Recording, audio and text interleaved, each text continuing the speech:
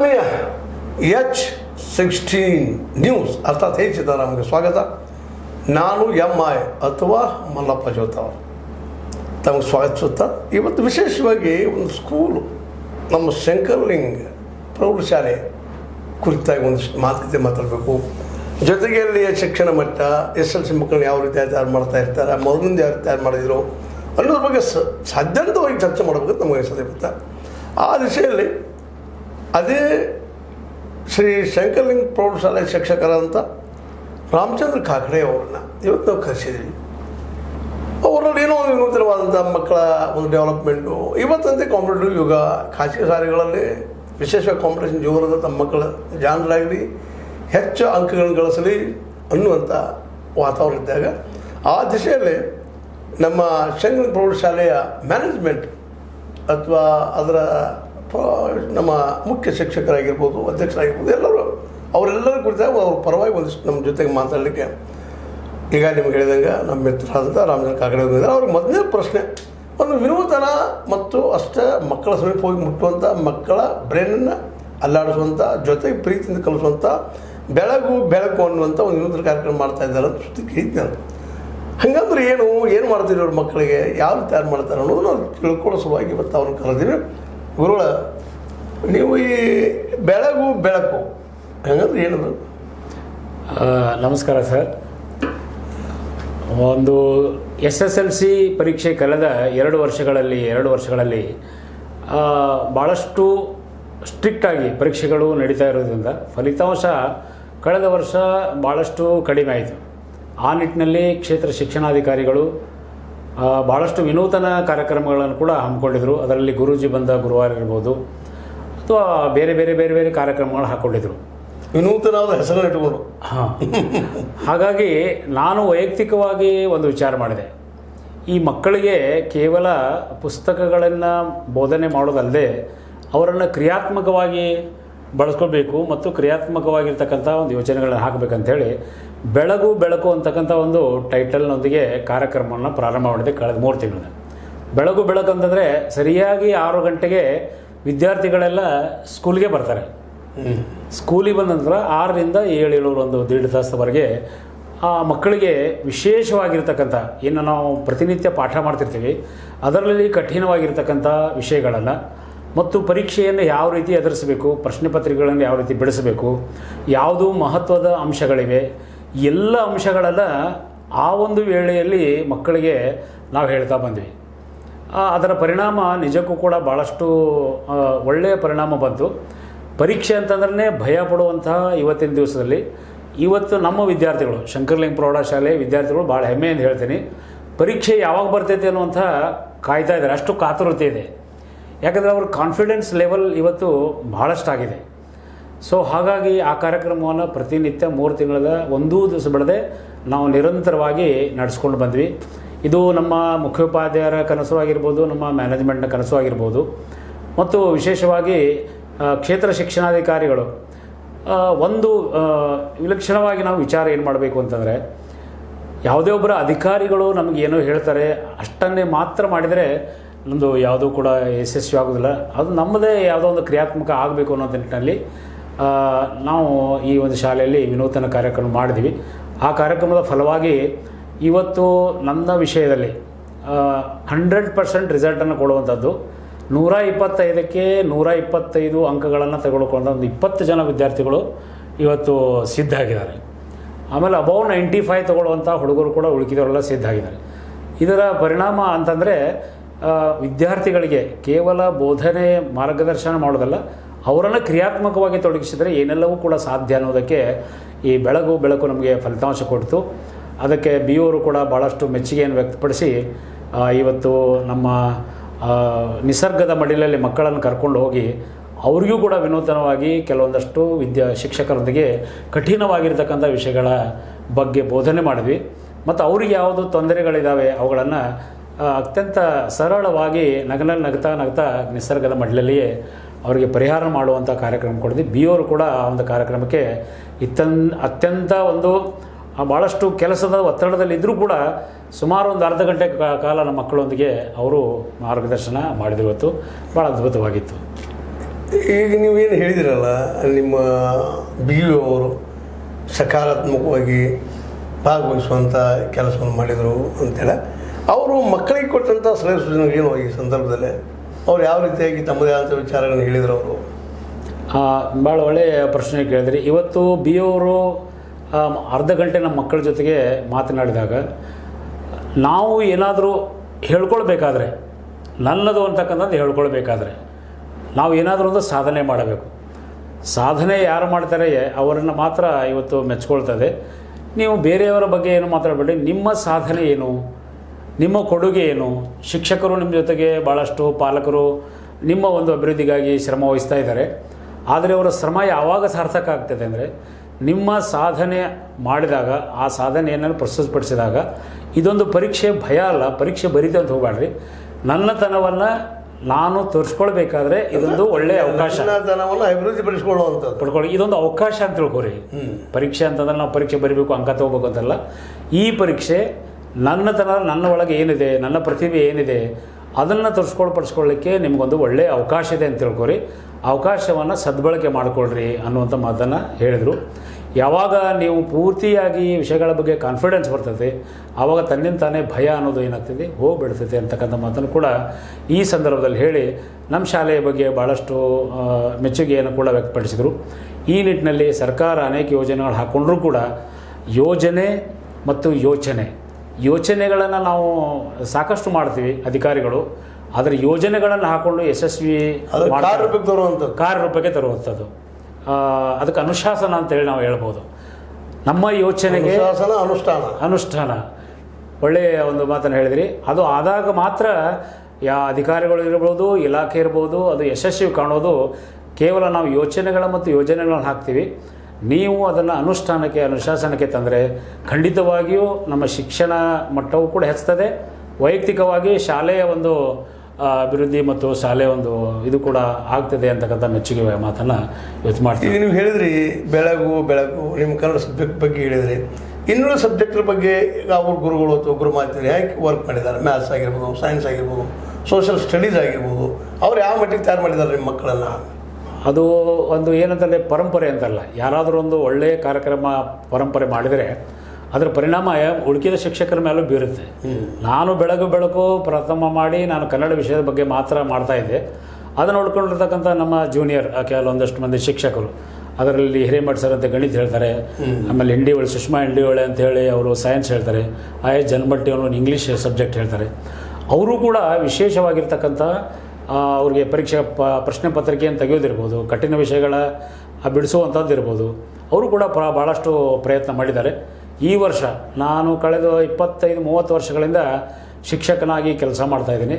ಎಲ್ಲೋ ಒಂದು ಕಡೆ ನೋವಿತ್ತು. ನಮ್ಮ ಹುಡುಗರು ಭಾಳಷ್ಟು ಸಾಧನೆ ಮಾಡಿದರೂ ಕೂಡ, ಇಡೀ ನಮ್ಮ ತಾಲೂಕು, ಇಡೀ ರಾಜ್ಯಕ್ಕೆ ಪ್ರಥಮ ಬಂದರೂ ಕೂಡ ಎಲ್ಲೋ ಒಂದು ಕಡೆ ಹೇಳೋಕ್ಕಿತ್ತು, ನಾವು ಪ್ರಾಮಾಣಿಕತೆಯಾಗಿರ್ತಕ್ಕಂಥ ಒಂದು ಪ್ರಯತ್ನ ಮಾಡಿಲ್ಲ ಅಂಥೇಳಿ. ಇದನ್ನು ಒಪ್ಕೊಳ್ಳೇಬೇಕಾಗಿತ್ತು. ಇವತ್ತು ಇಲಾಖೆನೂ ಕೂಡ ಆರೋಪಗಳಿದ್ದು ಅದನ್ನು ಕಾಪಿ ಮಾಡಿ. ಹೌದು, ಅದು ಕಾಪಿ ಕೇಂದ್ರ ಅಂತ ಪ್ರಚಾರ ರಾಜ್ಯ ಮಟ್ಟದಲ್ಲಿ ಇರ್ತದೆ. ಅದು ಓಪನ್ ಸೀಕ್ರೆಟ್ ಅದು. ಹೀಗಾಗಿ ನಮಗೂ ಈ ಸಲ ನಿಮಗೆ ಪೂರ್ಣ ಪರೀಕ್ಷೆ ಕೊಡುವಂಥದ್ದು. ಹೌದು. ಈ 2 ವರ್ಷಗಳ ಅವಧಿಯಲ್ಲಿ ಒಬ್ಬ ಶಿಕ್ಷಕನಾಗಿ ಎಲ್ಲ ಶಿಕ್ಷಕರಿಗೂ ಕೂಡ ಮತ್ತು ಇಲಾಖೆಗೂ ಕೂಡ ಏನು ಒಂದು ಫೀಲ್ ಆಗ್ತಾಯಿದೆ ಅಂದರೆ, ನಾವೆಷ್ಟು ಪ್ರಯತ್ನ ಮಾಡಿ ಕಲಿಸಿದಾಗ ಅವರು ಏನು ರಿಸಲ್ಟ್ ಅಂತ ತೊಗೊಂಬರ್ತಾರೆ ಅದೆಲ್ಲವೂ ಕೂಡ ಪ್ರಾಮಾಣಿಕತೆಯಿಂದ ಅಂದಾಗ ಶಿಕ್ಷಕನಿಗೆ ಒಂದು ಕೂಡ ಹೆಮ್ಮೆ ಬರ್ತದೆ. ಇವತ್ತೊಬ್ಬನೇ ಹುಡುಗ 125ಕ್ಕೆ 125 ಮಾಡಿದಾಗ ನಮ್ಗೆ ಭಾಳ ಖುಷಿ ಬಿಡ್ತದೆ. ಯಾಕಂದರೆ ನಮ್ಮ ಪ್ರಯತ್ನ ಮತ್ತು ವಿದ್ಯಾರ್ಥಿಗಳ ಪ್ರತಿಭೆ ಎರಡನ್ನೂ ಕೂಡ ಹೊರಗೆ ಹಚ್ಚುವಂಥ ಕಾರ್ಯಕ್ರಮ 2 ವರ್ಷ ಮಾಡ್ತಾರೆ. ತುಂಬ ಒಳ್ಳೆ ಕೆಲಸ ಮಾಡ್ತಾಯಿದ್ದಾರೆ. ಕೆಲವೊಂದಷ್ಟು ರಿಸಲ್ಟ್ ಕಡಿಮೆ ಆಗಿರ್ಬೋದು ಹೋದ ವರ್ಷ, ಆದರೆ ಇನ್ನು 2-3 ವರ್ಷಗಳಿಗೆ ಹೋದರೆ ಖಂಡಿತವೂ ಕೂಡ ಉತ್ತಮವಾಗಿರ್ತಕ್ಕಂಥ ವಿದ್ಯಾರ್ಥಿಗಳ ಪಡೆ ತಯಾರಾಗ್ತದೆ. ಆವಾಗ ಮಕ್ಕಳ ಮನಸ್ಸಿನಲ್ಲೇ ಇಲ್ಲಿ ಕಾಫಿ ನಡೆಯೋದಿಲ್ಲಪ್ಪ ಅಂತ ಕನ್ಫರ್ಮ್ ಆಯ್ತದ ಅಂದಾಗ ಅವ್ರು ಪೂರ್ಣ ಪ್ರಮಾಣದಲ್ಲಿ ಇನ್ವಾಲ್ವ್ ಆಗಲಿಕ್ಕೆ ಶುರು ಆಗ್ತಾರೆ. ಹೌದು, ಖಂಡಿತ. ಇನ್ನೊಂದು, ನೀವು ನಿಮ್ಮಲ್ಲಿ ಶಿಕ್ಷಣ ಕ್ಷೇತ್ರದಾಗ ನೀವು ಕೇಳಿದಿರಿ, ಮೇಲಕ್ಕೆ ಕಳಿಸ್ತಾ ಹೋಗುವಂಥ ಒಂದು ಪದ್ಧತಿ, ಪಾಸ್ ಮಾಡಿಕೊಂಡು ಹೋಗುವಂಥ ಪದ್ಧತಿ, ಇದು ತಪ್ಪು ಅಂದ್ರೆ ನನ್ನ ಅಭಿಪ್ರಾಯ. ಇದಕ್ಕೆ ನೀವೇನಂತೀರಿ? ಯಾಕಂದ್ರೆ ಫೇಲ್ ಆದಂಥ ವಿದ್ಯಾರ್ಥಿನಲ್ಲಿ ಆ ಕ್ಲಾಸ್ ಕೂಡಿಸ್ಬೇಕು ಅವ್ರನ್ನ. ಒಂದಲ್ಲ 2 ವರ್ಷ ಕೂಡಲೇ ಅವರು ತಯಾರಾಗಿ ಬರಲಿ, ವ್ಯಕ್ತಿ ತಯಾರಾಗಿ. ಸುಮ್ಮನೆ ಮುಂದೆ ಹಾಡಿಸೋದ್ರಿಂದಾಗಿ, ಸರ್ಕಾರ ಪ್ರೆಷರ್ ಹಾಕೋದ್ರಿಂದಾಗಿ ಮಕ್ಕಳ ಭವಿಷ್ಯ ಅದರಿಂದ ಒಳ್ಳೆದಾಗ್ತದೆ ನಿಮ್ಗೆ ಅನಿಸ್ತದೇನು ರೀ? ಖಂಡಿತವಾಗಿಯೂ ಇಲ್ಲ. ಯಾಕಂತಂದರೆ ನೀವು ಒಳ್ಳೆಯ ಪ್ರಶ್ನೆಯನ್ನು ಕೇಳಿದ್ರಿ ಇವತ್ತು. ಏನಾಗಿ ಬರ್ತೈತೆ ಅಂದರೆ ಭಾಳಷ್ಟು ಪ್ರಾಮಾಣಿಕ ರೀತಿಯಾಗಿ ಅಭ್ಯಾಸ ಮಾಡಿರ್ತಕ್ಕಂಥ ಹುಡುಗ ಯಾವುದೇ ಕಾಪಿ ನೋಡಲ್ಲದೆ 90% ಮಾಡ್ಬೋದು. ಏನೂ ಅಭ್ಯಾಸ ಮಾಡಲಾರದೆ ಕೇವಲ ಪರೀಕ್ಷೆಯಲ್ಲಿ ಮಾತ್ರ ಈ ಚಟುವಟಿಕೆಗಳಿಂದ ಅವನಕ್ಕಿಂತಲೂ ಹೆಚ್ಚು ಅಂಕಗಳನ್ನು ತಗೊಂಡು ಇವನು ಕೂಡ ವಂಚಿತ ಆಗುವಂಥ ಮಾನಸಿಕ ಬರ್ತಾರೆ. ಆಮೇಲೆ ವಿದ್ಯಾರ್ಥಿಗಳು ಸಹಿತ ತಾವು ಎಷ್ಟು ಮಟ್ಟಿಗೆ ಬೆಳಿಬೇಕಾಯ್ತು ಬೆಳಿಲಾರ್ದ ಅವನು ಜೀವನ ತನ್ನ ಕಲ್ಚರ್ಕೊಳ್ಳುವಂಥ ಪ್ರಯತ್ನ ಮಾಡಿರ್ತಾನೆ. ಹೌದೌದು, ಅದು ನಾವು ಈ ಒಂದು ಅನುಭವದಲ್ಲಿ ಕಂಡುಕೊಂಡು ಬಂದಿದ್ದೀವಲ್ಲ, ಪ್ರಾಮಾಣಿಕರಾಗಿದ್ದ ವಿದ್ಯಾರ್ಥಿಗಳು ಭಾಳಷ್ಟು ಪ್ರಯತ್ನ ಮಾಡ್ತಾರೆ. ಆದರೆ ಕೆಲವೊಂದಷ್ಟು ಇದರಿಂದ ಪೂರ್ತಿ ಹಿಂದೆ ಬಿದ್ದಿರ್ತಕ್ಕಂಥ ವಿದ್ಯಾರ್ಥಿಗಳು ಮುಂದೆ ಬರ್ತಾರೆ. ಆವಾಗ ಅವನು ಮಾನಸಿಕವಾಗಿ ಭಾಳ ಕುಗ್ಗುತ್ತಾನೆ. ಏನಪ್ಪ ನಾ ಇಷ್ಟೆಲ್ಲ ಪ್ರಯತ್ನ ಮಾಡಿದ್ರು ಕೂಡ ನನಗಿಂತಲೂ ಇವ್ರ ಮೇಲೆ ಬಂದು ಬಿಟ್ಬಿಡಲ್ಲ ಅಂಥೇಳಿ ಅವನ ಮಾನಸಿಕತೆ ಕುಗ್ಗುತ್ತೇನೂ ಕೂಡ ಆಗುತ್ತೆ. ಮಾನಸಿಕ ಭಾಳಷ್ಟು ಅವನ ಮೇಲೆ ಪರಿಣಾಮ ಕೂಡ ಬೀರುತ್ತದೆ. ಹೀಗಾಗಿ ಆ ಒಂದು 2 ವರ್ಷಗಳ ಅವಧಿಯಲ್ಲಿ ಇವತ್ತು ಯಾರು ನಿಜವಾಗಿರ್ತಕ್ಕಂಥ ಪ್ರಾಮಾಣಿಕ ಶಿಕ್ಷಕರದಾರ, ಪ್ರಾಮಾಣಿಕ ವಿದ್ಯಾರ್ಥಿಗಳದಾರ, ಪ್ರಾಮಾಣಿಕ ಪಾಲಕರದಾರ, ಇವರೆಲ್ಲರಿಗೂ ಕೂಡ ಭಾಳಷ್ಟು ಇದು ಪ್ರೇರಣಾದಾಗೈತಿ. ಎಷ್ಟಂದ್ರೂ ಕೂಡ ಹೊಳೆ ಒಳಗೆ ಬಿದ್ದಪ್ಪ ಅಂತಂದ್ರೆ ಅವ್ನು ಬದುಕಬೇಕಾರೆ ಕೈ ಬಿಡಲೇಬೇಕು. ನಾವೇನು ಮಾಡತ್ತೀವಿ, ಅವ್ನು ಕೈ ಬಿಡೋಕೆ ಅವಕಾಶ ಕೊಟ್ಟಿಲ್ಲ. ಬರೀ ಅವ್ನು ಹಿಂಗೆ ಬಂದಿದ್ದೇವೆ. ಆಮೇಲೆ ಇನ್ನೊಂದು ನಿಮ್ಗೆ ಉದಾಹರಣೆ ಹೇಳ್ಬಿಡ್ತೀನಿ. ನಾವು ಒಂದು ಬಲೂನ್ನಲ್ಲಿ ಹಾಗೆ ಊದಿದ್ರೆ ಅದು ಮ್ಯಾಲೆ ಒಗಿತೀವಿ, ಮತ್ತೆ ತಳಗೆ ಬಿಡ್ತೈತೆ, ಮತ್ತೆ ಮ್ಯಾಲೆ ಬಿಡ್ತೀವಿ, ಮತ್ತೆ ತಳಗೆ ಬಿಡ್ತೈತೆ, ಮತ್ತೆ ಎಷ್ಟೊಂದು ಸತ ಬೆಳೆಯವರು. ಆದ್ರೆ ಅದ್ರೊಳಗೆ ಏನು ಗ್ಯಾಸ್ ಹಾಕ್ತೀವಿ, ಅದು ಆರಾಮಾಗಿ ಮೇಲೆ ಹೋಗುತ್ತೆ, ಹೋಗಿಬಿಡುತ್ತೆ. ಅದಕ್ಕೆ ಈಗೇನು 2 ವರ್ಷ ಆಗಿದೆ, ಈಗ ನಾವು ಬರೀ ಹವಾ ಹಾಕತ್ತಿಲ್ಲ, ಅದರೊಳಗೆ ಗ್ಯಾಸ್ ಹಾಕ್ತಾ ಇದ್ದೀವಿ ಅಂತಕ್ಕಂಥದ್ದು. ಎಲ್ಲ ಶಿಕ್ಷಕರು ಈ ವರ್ಷ ನಮ್ಮ ಮಾನ್ಯ BO ಅವರ ಮಾರ್ಗದರ್ಶನದಲ್ಲಿ ಭಾಳಷ್ಟು ಕೆಲಸ ಮಾಡಿದ್ದಾರೆ. ಅದಕ್ಕೆ ಪ್ರತಿಫಲ ಕಳೆದ ವರ್ಷವೂ ಸಿಕ್ಕಿದೆ. ಈ ವರ್ಷ ವಿಶೇಷವಾಗಿ ಅದಕ್ಕೆ ಹೆಚ್ಚಿನ ಒಂದು ಪ್ರೋತ್ಸಾಹ ಕೂಡ ಸಿಗುತ್ತೆ ಅಂತಕ್ಕಂಥ ಮಾತನ್ನು ಈ ಸಂದರ್ಭದಲ್ಲಿ ಹೇಳಿಕೆ ಇಷ್ಟಪಡ್ತೀನಿ. ಇದ್ರ ಜೊತೆಗೆ ನಿಮ್ಮ ಅಧ್ಯಕ್ಷರು ಮ್ಯಾನೇಜ್ಮೆಂಟ್ದಾಗಿರ್ಬೋದು, ಜೊತೆಗೆ ಇನ್ನುಳಿದ ಮ್ಯಾನೇಜ್ಮೆಂಟ್ ನಿಮ್ಮ ಸದಸ್ಯರಾಗಿರ್ಬೋದು, ಯಾವ ರೀತಿಯಾಗಿ ನಿಮಗೆ ಸಪೋರ್ಟಿವಾಗಿ ಕೆಲಸ ಮಾಡಿದ್ದಾರೆ ಅಂತೀರಿ? ಇಲ್ಲಿ ಒಳ್ಳೆ ನಿಜವಾಗಿಯೂ ಕೂಡ ಅದಕ್ಕೆ ನಮಗೆ ಪ್ರೋತ್ಸಾಹ ಸಿಗುತ್ತೆ. ಯಾಕಂತಂದರೆ ಯಾವುದೇ ಒಬ್ಬ ಸಂಸ್ಥೆಯ ಅಧ್ಯಕ್ಷರು ಮತ್ತು ಸದಸ್ಯರಿಗಾಗಲಿ, ಯಾವುದೇ ಒಂದು ಶಾಲೆಯ ಪ್ರಧಾನ ಗುರುಗಳಿಗಾಗಲಿ, ಶಿಕ್ಷಕರಿಗಾಗಲಿ, ಅವರಿಗೆ ಶಾಲೆಯ ಒಂದು ಪ್ರಗತಿ ಅಥವಾ ಶಾಲೆಯ ಫಲಿತಾಂಶ ಉತ್ತಮ ಆದರೆ ನಿಜಕ್ಕೂ ಕೂಡ ಅದು ಒಂದು ಭಾಳ ಸಂತೋಷಕರ ಸಂಗತಿ. ಮತ್ತು ಶಾಲೆಯ ಕಡೆಗೆ ಭಾಳಷ್ಟು ಜನ ಇವತ್ತು ಶಾಲೆಯ ಬಗ್ಗೆ ಹೆಮ್ಮೆಯನ್ನು ಕೂಡ ವ್ಯಕ್ತಪಡಿಸ್ತಾರೆ. ಇನ್ನೊಂದು ಮಾತಲ್ಲಿ ಹೇಳೋಕ್ಕೆ ಇಷ್ಟಪಡ್ತೀನಿ. ನಾವು ಹೈಸ್ಕೂಲ್ದಲ್ಲಿ ಬಂದಿರತಕ್ಕಂಥ ವಿದ್ಯಾರ್ಥಿಗಳಿಗೆ ಭಾಳಷ್ಟು ಮಾರ್ಗದರ್ಶನ ಮಾಡೋದ್ರಿಂದ ಇದು ಪ್ರಾಥಮಿಕ ಶಾಲೆಯ ಶಿಕ್ಷಕರಿಗೂ ಮೇಲೂ ಕೂಡ ಪರಿಣಾಮ ಬೀರ್ತದೆ. ನಾವು ಏನಾದರೂ ಮಾಡಬೇಕಂದ್ರೆ ಮತ್ತು ಆಗಬೇಕಾಗಿದ್ದು ಅದೇ ಪ್ರಾಥಮಿಕ ಹಂತದಲ್ಲಿ ಈ ರೀತಿಯಾಗಿರ್ತಕ್ಕಂಥ ಪ್ರಾಥಮಿಕ ನಮ್ಮ ನಂತರಲ್ರಿ 3 ವರ್ಷದ ಬುದ್ಧಿ 100 ವರ್ಷ. ಹೌದೌದು. ಪ್ರಾಥಮಿಕದಲ್ಲಿ ಸರಳವಾಗಿ, ಸುಂದರವಾಗಿ, ಸ್ಪಷ್ಟವಾಗಿ ತಪ್ಪಲ್ಲಿ ಬರೆಯುವಂಥ ಪ್ರವೃತ್ತಿ ಬೆಳೆಸಿದ್ರೆ, ಮತ್ತು ನಮ್ಮ ಗುರುಗಳು ಹೇಳ್ತಾ ಇದ್ದಾರೆ, ಮಗನಿಗೆ ಮಗ್ಗಿ ಮಾಡುವಂತೇಳಿ 2ರಿಂದ 30 ತನಕ ಮಗ್ಗಿ ಮಾಡಿದ್ರೆ ಯಾವ ಮಗು 30 ತನಕ ಮಗ್ಗಿ ಮಾಡ್ತದೆ? ಕಂಠಪಾಠ ಎಲ್ಲ ನಾವು ಹೇಳೋದಿಲ್ಲ, ಹಸ್ತಗತ ಮಾಡ್ಕೊಳ್ಳುವಂಥ. ಹೌದೌದು. ಕಂಠಪಾಠ ಮಾಡೋದು ಬೇಡ.